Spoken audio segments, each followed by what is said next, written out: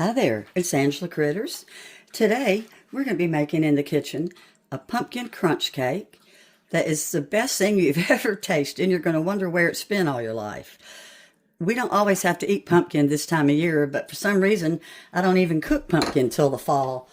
So anyway, we're going to get started with 4 eggs at room temperature. I always beat my eggs separately in case one of the eggs has gone bad. It would be horrible if I had all of my ingredients in a bowl and then threw in an egg that was bad. So I've got my 4 eggs beaten up. I've got 2 sticks of unsalted butter I'm going to be melting. We're going to use 1 box of cake mix. I'm using the butter golden. You can also use spice if you like. I like the butter golden personally. I'm using a can of evaporated milk. I've washed off the tops, and I got a can of pumpkin. And then for spices, I've already mixed up some salt. I've got half a teaspoon of salt, half a teaspoon of nutmeg, and half a teaspoon of cinnamon.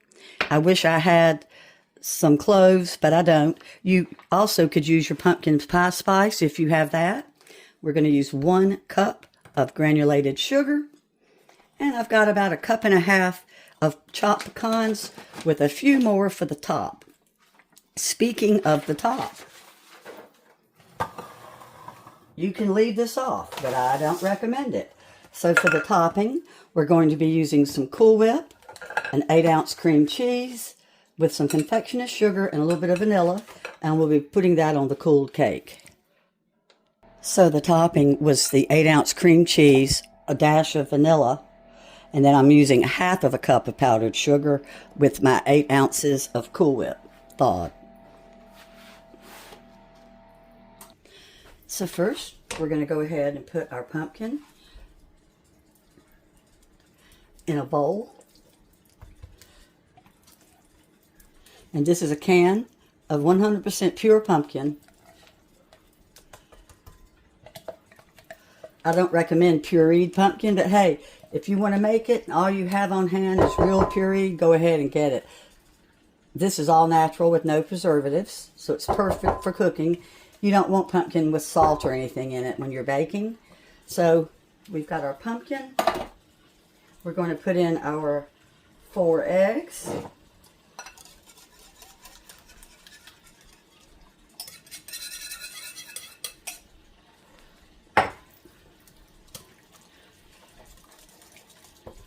And like I said, you don't need any special equipment for this. You can do this with a fork and a spoon. So I'm mixing up my pumpkin with my eggs. There's a little bit more egg. These are country fresh eggs. They're going to be so good. They're from yesterday from our chicken lady. We're going to put in our can of evaporated milk. Get every little bit out. This is the easiest dessert. Here comes our butter, the 2 sticks of unsalted, which I melted. My oven is preheated to 350. And now we're going to throw in our spice, which I told you was a mixture of cinnamon and nutmeg because I didn't have any clove, and I've got my salt in here as well.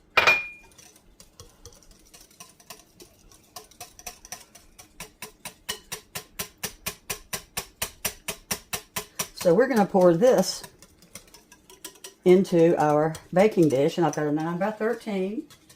Go get my sugar in now, hold it all together. My 1 cup. And as always, I put the ingredients in the description,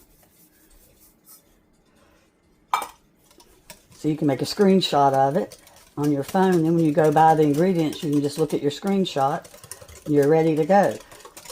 Okay, so just like a dump cake, we're going to pour this in to the 9 by 13. And it does not have to be greased. I've got it ready to go. So here we go.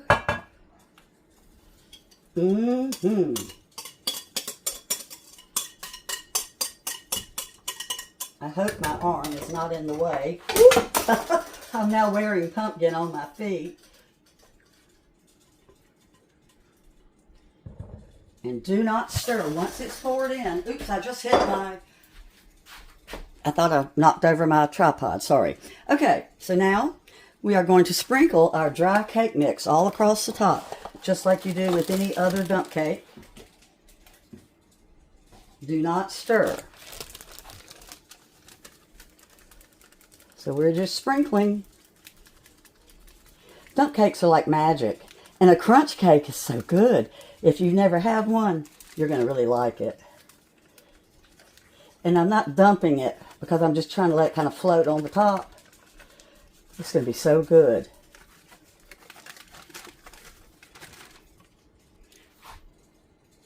Kind of spread it out a little bit.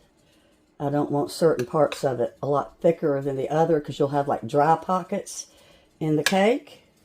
We're going to put our pecans on top.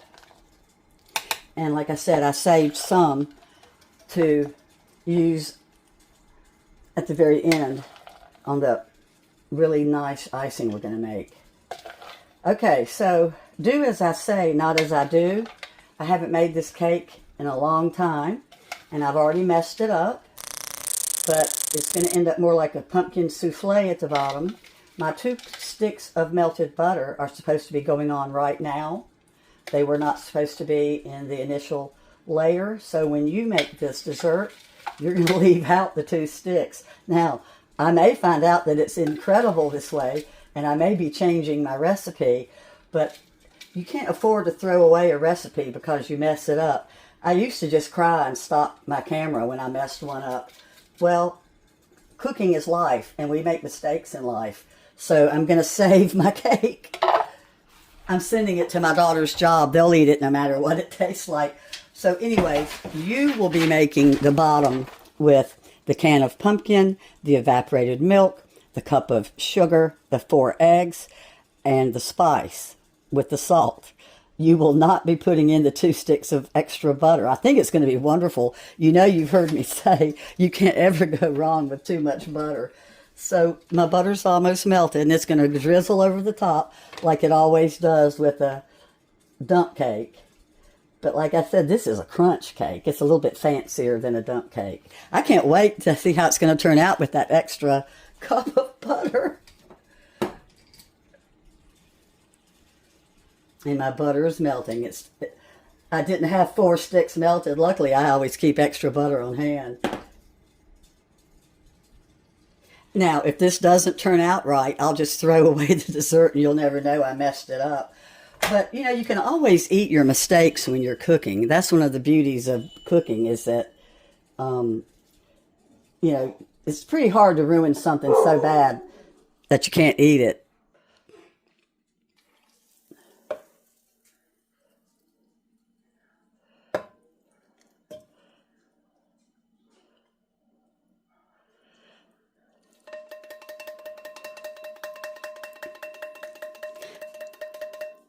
All right, let's go in at 350.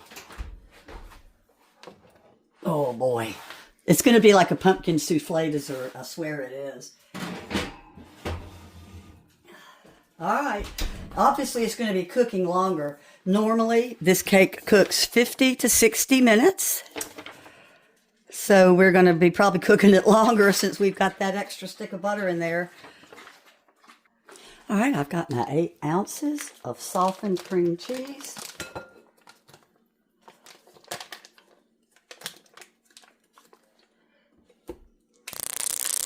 Don't lose any of that good cream cheese. And it's real soft. I didn't break it into cubes because it's so soft. I've got half a cup of confectioner's sugar, powdered sugar. I'm going to mix that together with just a spoon. That's one thing I love about this cake, if I can remember to make it right, is that I don't need any kind of equipment.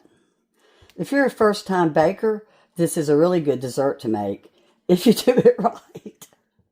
It's still going to be debatable if it comes out where we can eat it. If not, like I said, you'll never see this recipe. All right, so even though it's room temperature, I probably should have cubed my cream cheese. It's going to take a little bit for me to break it in together. I'm going to just keep working it in with my spoon. I'm going to throw in a little bit of my Watkins vanilla. Give it a little bit more moisture to work with.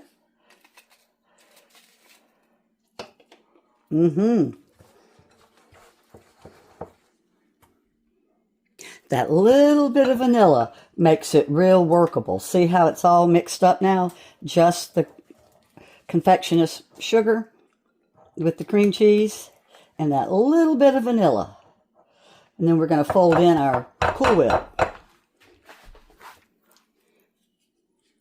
You don't really stir Cool Whip when you add it to a recipe. You kind of fold it in. Now I'm going to get my spatula though, and I'm going to run it along the bottom in case I've got any dry sugar. Well, one good thing about it being a week before Thanksgiving is I have a week to make another one of these right for Thanksgiving Day. 2 weeks, actually. So here's my nuts for the topping. It's about 1/2 cup. All right, let's go ahead and fold in our Cool Whip. It's thawed now.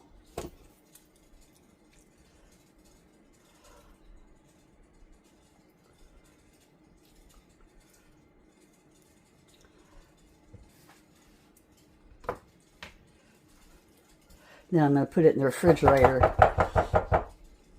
Let it kind of come together.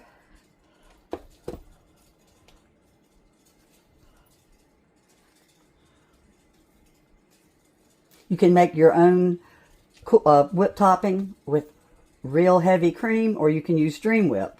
If you prefer not to use Cool Whip, just whatever you like to do. I always say make this your own.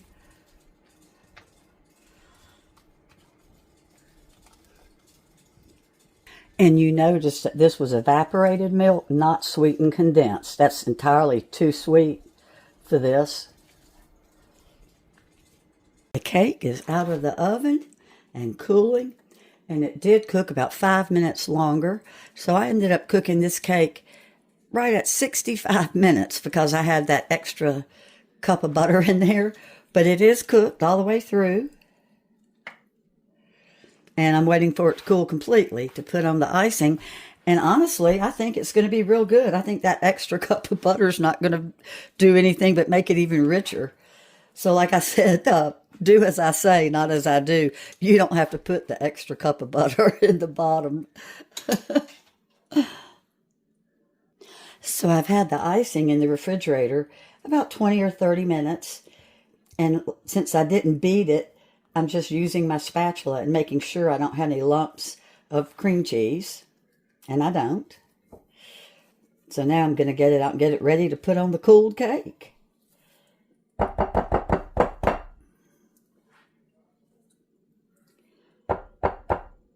I believe that might be a blob of cream cheese. It is.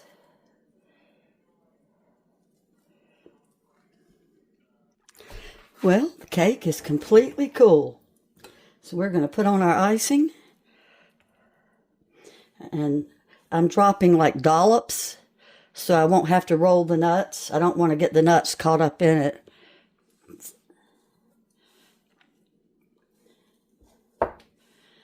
This icing is delicious. But of course, anything with cream cheese is always good.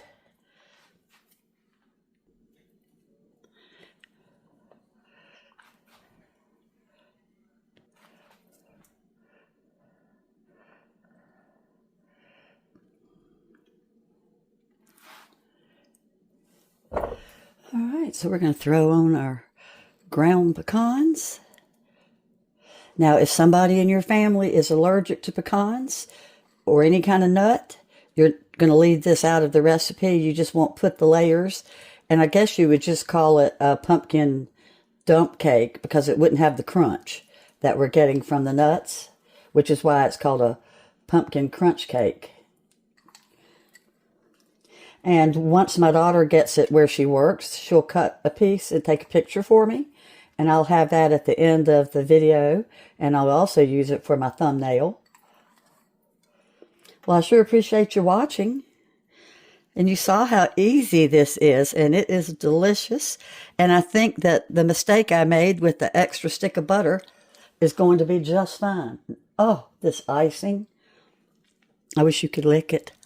It is so good. Oh, and how do you like my new Corningware? See the little handles? It's so nice. It's nice when Corningware comes out with something different. Bye-bye, y'all.